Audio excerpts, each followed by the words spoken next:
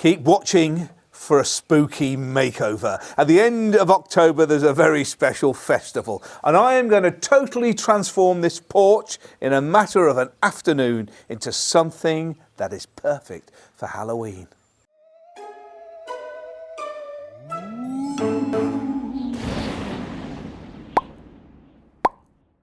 Starting with the big items, like these lovely bay trees here, I'm now just going to add simple wool to create a spider's web effect. In the shops there's a lot of plastic around, but if you're using natural materials like wool, you gain the effect with something that's a little more sustainable. Here's how to make a ghost using a ping pong ball and a handkerchief.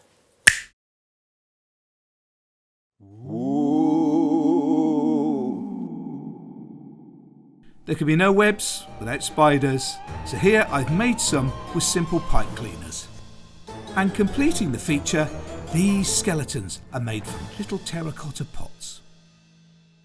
And just as a topping, instead of using normal gravel or bark chip, I'm using these white pebbles. Bone white.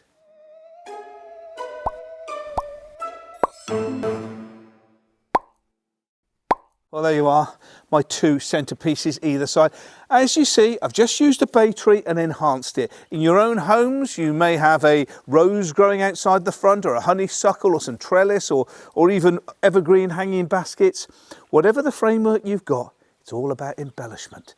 Now, I'm going to bring in some of my containers, and I've taken out the summer bedding of geraniums, fuchsias and busy lizzies, and instead I put autumn flowering plants with white and purple.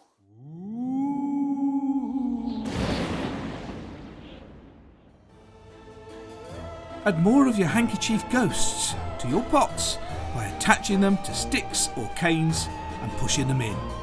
And with an old sheet, a ball and a plant support from my garden, I've created this larger ghost for my display.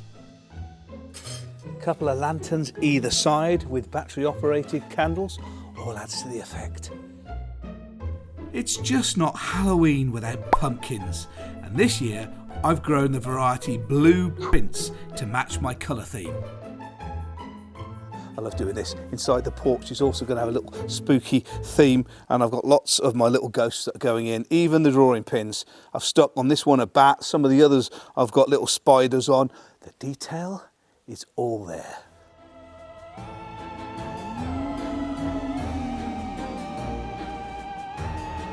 Experiment with different fabrics.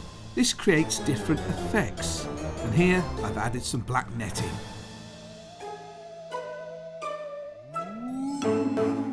Well, it's taken me some time to put the ghosts up, and I put a little more than I originally thought, but the effect is superb. Now, you can also make other decorations as kits you can get, like felt, for instance, where I've made this little skeleton, but you can also do pumpkins and Dracula and a whole host of others. So I'm going to use these on the inside windows. Now, look at this here. Ooh, all of these little ghosts look fantastic, and it's not just about the ghosts themselves, it's also the shadows that they're creating on the ceiling above. It all adds to that quite quirky feeling, and of course, my little felt friend here, I'm going to stick on the window just at the back, one on one side, I've got one for the other. Now here's my wreath, my centre of attention really to the Halloween display.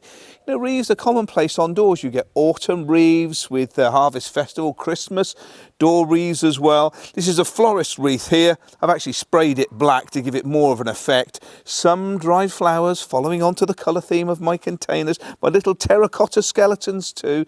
And I'm going to use the wool like almost a spider's web to hold it into position.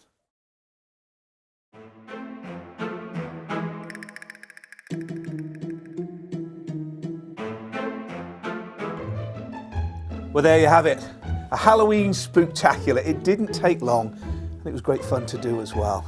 Create something special in your own home. Use existing features and embellish them, and then make your own decorations as well. Get the whole family involved. Have something special. Big thanks to today's video sponsor, Everest. And for more information, you just follow the link in the description below. Thanks for watching.